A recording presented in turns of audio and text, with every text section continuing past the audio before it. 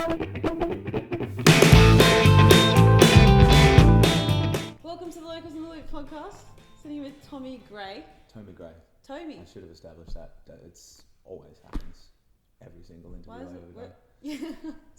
It's Irish, I believe. It's just my parents must have just been kind of like, you know what? Let's make things difficult for his whole life. Yeah. Have you seen that Michael McIntyre episode where he takes a piss of people's names, like Stefan? No, I haven't, but I feel like I should dive right into that because it's right up my. Yeah. It's essentially my life. Every time I go and order a coffee now, I'm just like, James. Yeah. I never use my name because it's just too hard, apparently. Is it?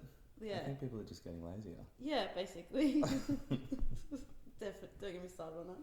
Well, it's good to be here. Hello. Yeah. So you're recently on The Voice. Yeah. Yeah. I feel like that goes against everything that you do. Yeah, I feel a little bit that way too, and that's why it took me so long to even consider being on a show like that, because it is, I mean, no disrespect now that I am a alumni of the show, you kind of got to tread carefully with what you say, but it does come with a bit of a like, you know, yeah, whenever you hear somebody's been on a show like that, you kind of like, lame. But, you know, it is a really cool thing to go experience to go through, and you know, it's a TV show. What is this thing coming at us? This is the one good cat. Jesus, this one looks like it's about to eat my face off. Did you see the pressure in its eyes? She's a nice cat. Goodness me. It heard the voice and it's like, ugh. Yeah. The black cat walks in front. Somebody's changed something in the Matrix here. It was cool, but it's pretend. It's not real. Yeah. You know, and we're all kind of like, I mean, most of us are aware of that fact. Yeah. That it's a television show and it's not. But some of us aren't, and I'm realizing that since having been on it. Oh, really? You get like influx of these most of them nice messages. Just shove it. It's fine. I don't heaps of people, random people, come out of the woodwork and they're like, oh, you know, you were robbed and all of this. And I'm like, was I though? Yeah. I did tell them that I wasn't going to be able to attend the show forthcoming filming dates, and you know, there's a good. We were at Adelaide Fringe Festival at the time. Yeah. It only came out a couple of weeks ago, and you know, we filmed it back in January. Wow, that is long. Yeah. So. Because they would be done now, wouldn't they? It's been done for months. Oh, right. Do you know the winner? I don't. I don't. But even if I did, I signed so much paperwork. No, they didn't say it. But the thing is, I mean, God bless them, but like, tell me one winner from any of those shows in the last.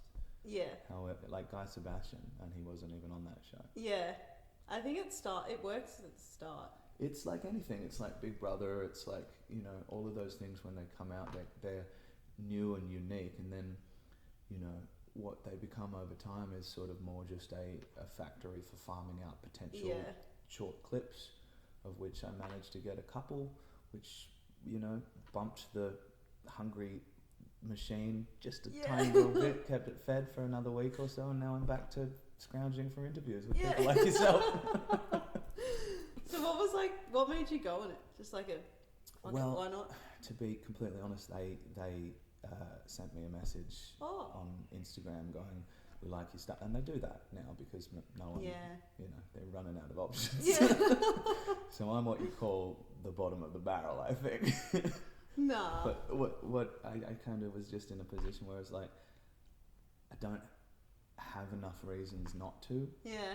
At this point, and it's like, if you just say no to stuff that you don't fully understand the ins and outs of forever, you end up backed into this corner, and I sort of have backed myself into a few corners in my career by being like, that's not rock and roll, man. Yeah. You'll never see me do it. And then you end up like, if you're not careful, just playing the same dusty pub until you're 63 and people are, you know, it's not where I want to be. Yeah.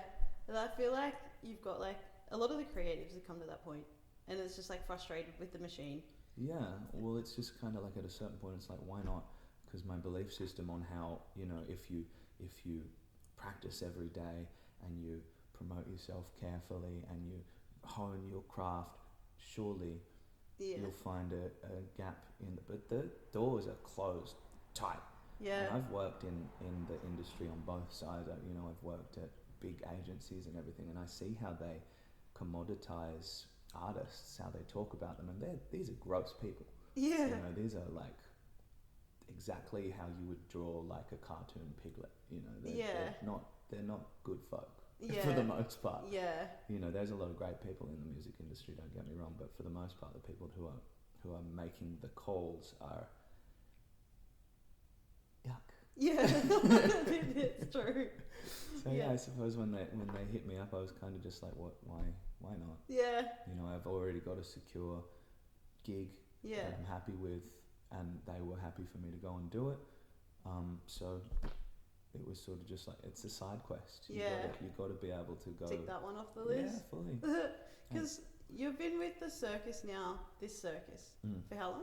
A year and a half since I left cabaret up in the Gold Coast. I was a cabaret performer. Was that Dracula's? Dracula's, yeah. Yeah, right. Yeah, so I did that for on and off for 5 years. I started there as a drummer, and then I worked my way up to the like male lead and all the jokes and the army roles and everything that comes along with it.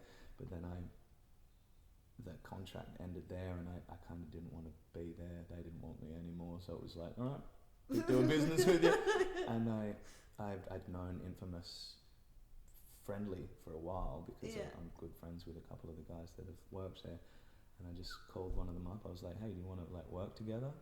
And Jesse, who did work there, he was the clown. He's like, well, I don't work there anymore, but you can come and work here. So we just you just let these left turns present themselves in life all the time, and if you don't, that's been my whole career. Yeah. You know. I think me too. It's like, too hard to make a decision. Just like I'll let you tell me what to do. Well, it's sort of like I said. I kind of had backed myself into a bit of a like, I'm gonna be a rock star when I was 16. I was like, yeah, and then I got to sort of 21. I'm like, the gap, you know, sort of closing. I'm still playing the same gigs. Yeah. And like, if you're too staunch about how things are supposed to unravel in your life, you will always be disappointed, no matter what it is that you do, because I think that you can never know what's going to happen for you. So like then random, like I said to you, I had a bit of a Sydney breakdown. I was like, this is just not happening. That happens to everyone in Sydney. It'll eat your soul if you stay there too long.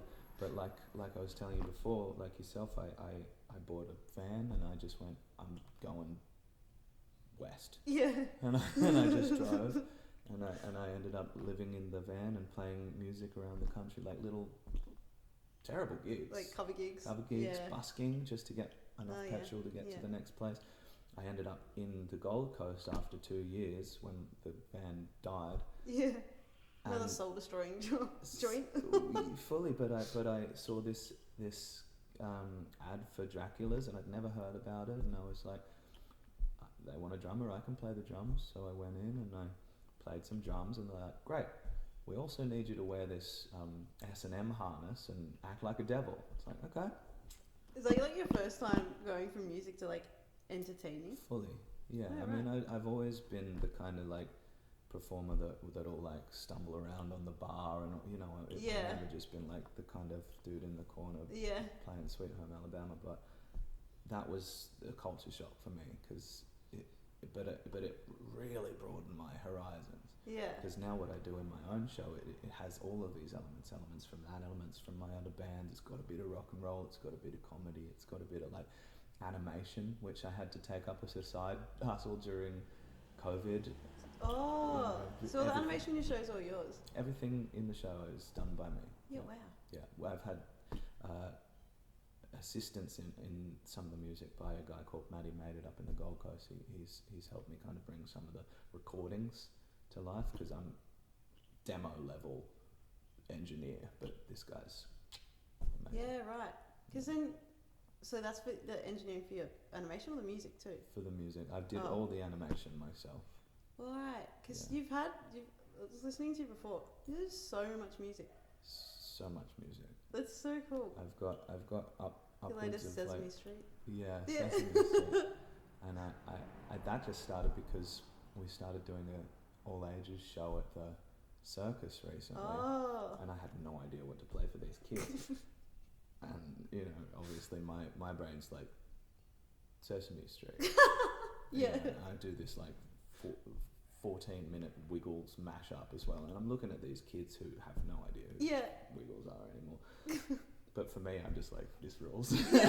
So, you know, I put that out, but yeah, I've got 500 odd songs now.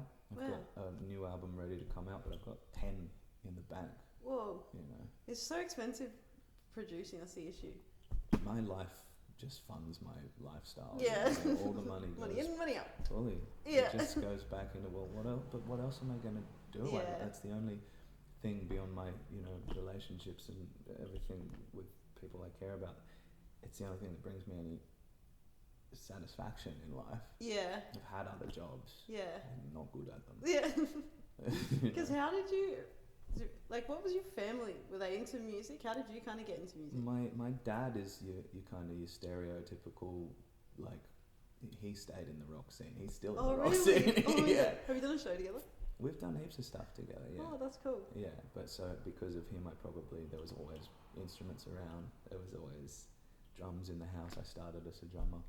But again, it's like, you know, he's now getting older and his body's breaking down on him. He's still having to lug his drum kit into these venues, and I, you know, I kind of want somebody to lug my stuff for me. Yeah. You know, we got semi-trailers at the circus. That's cool. Yeah. We still have to pack them, but at least I don't have to drive them. We're moving in the right Yeah. direction. Oh, that's classic. Yeah.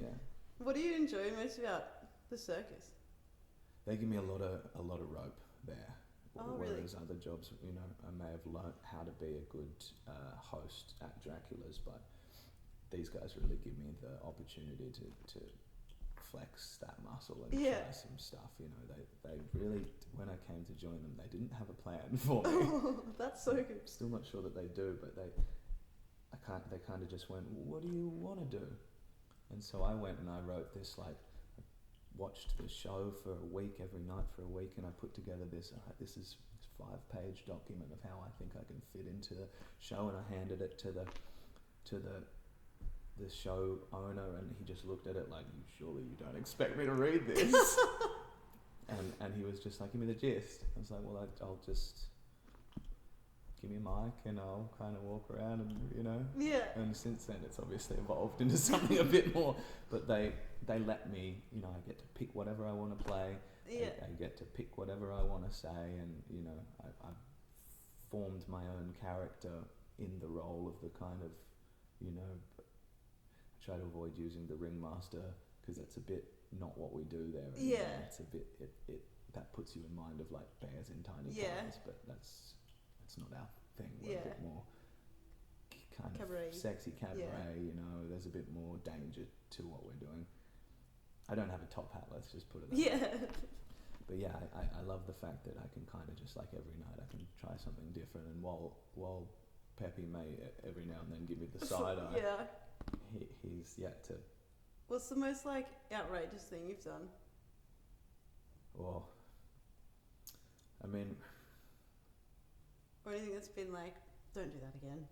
Well, I mean, they do rein me in every now and then when I kind of get overexcited with the Friday night going out, because it's a new town. Yeah.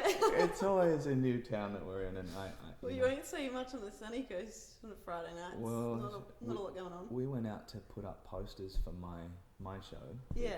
The Tomi Gray's trip on Friday night, and you know, because we do get a bit cabin fevery doing what we do, we're with the same people every time. We were out and we were like, you know, we got a little bit too drunk while we were doing it. Yeah, you know, walk around the streets, and we got like, there's some security guards from the supermarket, the Sunshine Plaza. They came down in their little cars and they're driving us away and stuff. So, you know. So you're in Maroochydore?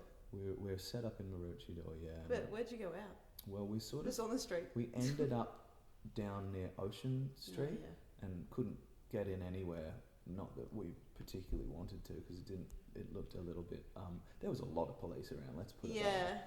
and a lot They of need to be there, unfortunately. yeah, there was an awful lot of like young ladies sort of heads down in the gutter with a kebab kind of nestled to the, so it's that kind of energy. It's the classy Sunny Coast. But you know, we were out there, we're putting up our posters and we're trying to promote the show as best as we can. But yeah, we ended up a little bit worse for wear the next day. So that's. Do you have a show? Yeah, we had a Saturday night show, which kind of might. That'd be so hard hungover, like just. I mean, especially you got to do what you got to do.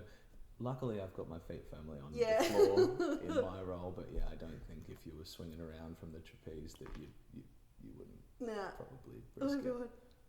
Oh, that's classic. But yeah, we do a lot of cool stuff in the show. I mean, I suppose that you come to a point where you start to almost look at it as normal, but there's people in front of you that are running around on these like several ton metal cheese grater like contraptions, and you know, it's wild stuff that's going on around you. There's fire, there's nudity, there's people swinging from the rafters, there's music, there's juggling, there's all kinds of stuff. And I'm over here just kind of like, this is normal. Yeah. I've seen someone fall in the big the wheel of death thing. God, that scared that scared the shit out of me. I've seen that also. Oh God. Yeah, but luckily it was all good. Yeah. But that's what I mean. Like at any second, in this environment, something can go horrifically wrong. Oh jeez. And you're just there, kind of smashing out Sweet Caroline or whatever. Yeah. Oh my God. Yeah. And then so you've got, is it every show every day? Thursday, Friday, Saturday. Then we do the family show on Sunday. My show's on the Saturday the 5th, which is totally different to the circus show. While it is inside the circus, it's in front of a cinema screen with all these animations and everything. But that'll be Saturday the 5th during the day, and then as soon as that finishes, we'll do the night show. Right. So we sometimes double up. There's also a male review show for called Unzipped on the 3rd. So we do a bunch of different kind of stuff in the tent. It's always busy, and we're trying to fill it out with more stuff as we go along too. We want to promote the tent more like a travelling venue than just a place that houses this one thing that we do. Okay. Yeah. And then so Tomi Gray's trip. Yep. How did you come up with that? Bit tribby-dibby? Well, like I say, it was kind of like a bit from over here, a little bit from Dracula's, a bit from the rock and roll stuff, a little bit of circus cabaret, but it was just sort of. I came to a point where I got bored of trying to just be like, come and see me play 10 songs for an hour. Yeah. And I've done bands and I've done solo and I've done all of that, and I was like, what if I just put on something that's a bit more of a spectacle? Yeah. And this thing is like, I walk onto stage and I'm in a train, and I have a conversation with this old gentleman that I meet on the train, and that's our first song. And then from there, I end up, doing battle with an emu in the Old West, and I'm in a intergalactic 6-dimensional space prison with a mushroom, and there's a bit more going on than just sort of me in the corner being like, and for this next song. Is it like, so does it represent world issues or like your mind, or it represents the darkest chasms of my mind. Oh yeah. I mean, it's mostly about kind of just trying to find meaning in an increasingly what seems to be a pointless kind of existence. It's about there's a lot going on, and I've had people who have come and seen it a few times now, and they're like, every time I see it I pick up on this. You can't possibly but the story itself, it's essentially just a story of kind of trying to overcome your individual shortcomings and take responsibility for your own path in life. So it's like a bit of a comedic spin with like an entertainment sort of There's element. There's a moral to Yeah. to everything that I do, but I've realised that you've got to wrap it up in sugar, and sparkly stuff if you want people to digest it, because we're Especially now. we're so sick and tired of having like people sermonize to us and preach their kind of and wave their identity flags at us and everything, and it's just like, okay, I can make my points about the things that are important to me while still being entertaining and still allowing people the space to laugh and make their own interpretations on it all and everything like that. I don't have to be like, this is bad, cram that down their throat, it's like... Point out the irony and be like, your mind can do the rest. Fully, and I by no means am a perfect person, so I don't pretend for a second to understand what is right and wrong about every situation. I'm just here going, this is kind of my take on things, and look, a puppet. We can have fun while we do this. And there's music, and it's cool, and it's there's a bit of playfulness. So I might come and ask you a question, and it's like, it's gonna be okay, you're gonna be safe. But it's there's a bit more to it than just like, come and watch me at the Soul Bar, and which also great. But it's not there anymore. No, I know. Yeah. I know. R.I.P. R.I.P. dude. Oh, I hear it's coming back. Yeah. Well, we'll see. Yeah. And because yours isn't all ages. Is yours all ages? I mean, we've had all ages in there. But your specific one? Yeah, I mean, it's I kind of recommend 14, 15 up. Yeah. Or else you just kind of, it's just going to be a visual, an auditory assault of the senses. You kind of have to have a little bit of a life experience to kind of get what's maybe being inferred. Yeah. But I've also had 3-year-olds there, and they're like, "Yay, colours!" Yeah. There's something for everybody to enjoy. Oh. You're allowed to come if you're 3, but it's just like you might not fully get. Yeah. Okay, do you do rapid fire? Yeah, cool. What's rapid fire involve? Just rapid fire questions. Great. All right. So, let's try and answer without thinking. That's how I answer most things in life. Introvert or extrovert? Introvert. Yeah. Yeah. You wouldn't. No. You wouldn't. Introvert's stuck in extrovert's body. Yeah. Or other way. Yeah. Well, I think the performance aspect of things is a way of me kind of being like, look, I spend most of my time alone. Yeah, I'm the same. Yeah. It's like tired. People are tiring. I'm constantly yawning. Yeah. Have you ever had stage fright then? Surely you get anxiety. I have perpetual stage fright, especially doing my show. I don't so much with the circuit, like when you've done it enough, but I think when you're right in that middle of when you're kind of terrified, but still like willing to push through, that's the sweet spot for a performance, because it means that you're still heavily invested in the outcome. When I used to do ballet, I'd get on stage, look at my mum, and be like, it's gone. Yeah. I forget everything. Yeah. Yeah, and sometimes I do forget stuff, and then you got to figure out how to bluff your way through. Yeah, here's the backup. It's like when you go to meet people, you get these like backup questions, like where's the weather question? Speaking of questions, sorry, I took the rapid right out of this fire. No, I think that was me. Okay. I always do that. I'm like, sure, shiny object. Okay, so, The Voice, would you do it again? Nah. One word to describe your music. Woo! One word to describe you. Ooh. I thought you were going to say the same one. What's your favourite Australian artist? Oh, that's really tricky, actually, because as soon as you try to think of any, you can't think of one. I'll just go the one that I saw most recently. Steve Smythe. I really like Steve Smythe. You probably wouldn't consider him Australian anymore, but he's amazing. Yeah, right. I love hearing like artists always have really good music, like insights. Oh man, he's phenomenal. Ooh. I think he lives in Europe now though, but he was a... What's his genre? He's kind of a bit Tom Waitsy, and he's very poetic, and he's got a real gravelly kind of voice, but he's got this beautiful falsetto as well. You'll check him out? Yeah, he's great. See, I get distracted, it's so bad. Artists you'd like to collaborate with? Tom Waits. Best gig you've ever played? I've ever played. or performed? I think Yonder Festival was probably one of the highlights, or Althea over in the Netherlands. Althea Fest, because everyone's dressed up in cosplays as there's just a sea of like Gandalfs and like ogres and fairies, and it's like they're like wild in Netherlands. Oh man, the whole like Europe's it's got it going on. Yeah, we're a bit too vanilla here. Worst gig or show you've ever performed?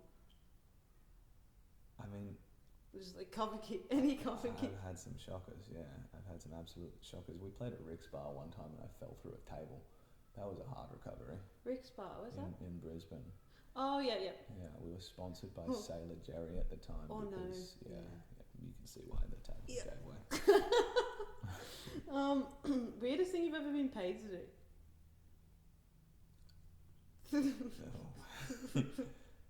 Like, where do I start? Yeah, I've done some weird jobs, but I mean, I was paid to curate a is this an all ages sort of this just goes on the internet. Maybe I'll change tax here. I worked in a pet shop for a while. That was fun. Let's go with that. That's nice and straight down the middle of the line. That wasn't PG, that was a G. Most chaotic audience you've ever had? We played in Berlin one time in a little kind of cafe, and the sound system kept getting cut off by the venue, and the punters that were there, half of them weren't even there to see us. They were just there because it's Berlin. It's a pub. Yeah. And they were looking for a place to drink, but they just seemed to relish the fact that there was chaos afoot, and there was chairs getting thrown. Oh my god! All kinds of that's that sort nuts. of nonsense. So yeah, that was pretty cool. This is probably the same before. What was your favourite festival? That I've attended?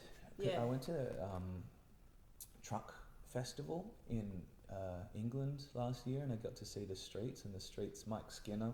If it wasn't Tom Waits, it would be Mike Skinner. Yeah, right. I absolutely love the streets. I've always wanted to see them. So because of that fact, seeing them in London or wherever the hell it was, Birmingham or something English. Yeah. That was probably the greatest time. Were you Australia or Europe? Europe's broad. Europe. Yeah. Whereabouts in Europe? I really like Germany. Yeah. Yeah. I love the people there. They're like so blunt, straightforward, but it's like good. There's like. It takes a fluffy minute crap. to Yeah. figure out. We walked into a bar to try and get a schnitzel, and I'm kind of looking at the board, and the barman walks out from behind the bar, crosses the bar to stand next to me, and just sort of waits there with his arms folded and didn't say anything. And I was so disturbed by because I'm pretty uncomfortable as it is, but this man was just like really picking at my discomfort. So I was what's going on, man? And then he just said something in German, tutted, and walked away. And I was like, did I just order? Like, what's happening here? That's so fun. But they're cool, you go to I just love the freedom over there. Yeah. You can have a fire in the park and no one's been like, now don't mess this up. Yeah. They give you the chance to mess things up first before they assume that you will. Yeah. I did get in trouble once in Germany for crossing the road. I think it was just like there was no zebra crossing, whatever. Yeah. And then I was with my partner at the time, and there was a police there, and he's like, "Oh yeah, just cross the road." And I'm like, "I don't know, we're in Germany." He's like, "No, it's fine." I'm like, "I don't know." And then next minute, whoop! They're just like yelling on the megaphone. They're like, "Oh, where are you from?" Like thongs and shorts. Like, where do you think we're from? Yeah. And they're like, "What does red mean in Australia?" We're like, They're like, "In Germany, red means stop." It's like, fucking told you. They got yelling down pat over there. Yeah. It's quite the scene. Yeah. Yeah.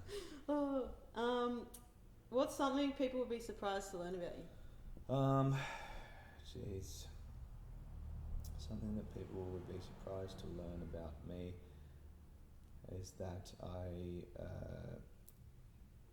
have a collection of hats. Probably wouldn't be surprised, but I find this to be interesting. I have a collection of hats in my very small caravan, takes up far too much space, one of which is a tinfoil hat that I like to occasionally just sit there and muse on life whilst wearing. Would you say that you're a tinfoiler? Or just a wear? I definitely am. I have tinfoil tendencies, for sure. I'm tinfoil adjacent. I feel like you need to have tinfoil tendencies to like navigate the bullshit. Well, there's enough people out there being, you know, non-player characters. Yeah. Oh yeah. That job is taken. Yeah. That role is full. Boring. Some of us need to just don the tinfoil hat and Yeah. say some crazy shit on the internet and, you know, Yeah. make some weird stuff that's gonna kind of Spice raise up. a few eyebrows. Yeah. And, yeah, you know, whatever. Take it or leave it. And then, okay, if you've got 30 seconds, convince someone to come and See the visit your show? show. Alright, in 30 seconds, it's called Tomi Gray's Trip. It's on the 5th of September, Maroochydore in the Bigtop tent. You can't miss it. Across from the Bunnings. It's gonna be wacky. As a matter of fact, I shouldn't have to convince you. I don't want you to come. You convince me if you're the right person, because a lot of people are probably not going to get it. But if you like music, if you like wackiness, if you've got a bit of an open mind, how much time do we have left? I don't know. I'm wasting time. Just do a quick little Google search and see if it's for you. If it's not, just go see Justin Bieber. It's going to be fine. Everything's going to be okay. You can take longer if you want. No, I done. think we're good. Let's stick to the rapidity of the project. Yeah. Well, is there anything else that you wanted to touch on? I think we've kind of covered most aspects of reality in this conversation. Yeah. No, I'm good. I'm grateful for you having me here in the cat house. It's wonderful. It's been a wonderful experience. Sorry for the cat piss smell. I like it. You know, it's different. Yeah. It cleanses the palate a little bit. I'm ready to the go incense back didn't and help. I'm ready to go and tackle my day, and I'm sure I'll appreciate the smell of flowers a bit more in future. So Yeah, it's good. exactly. It's all light There you and go. shade. Contrast. Well, thank you for joining me, and see you Saturday. Next Saturday. Saturday the 5th of September, 4 p.m. Yeah, send it before Father's Day. Yeah, why not? Yeah. Your dad would have. Yeah. Down to town, you had to dig his belly, who and the way it was that crowd.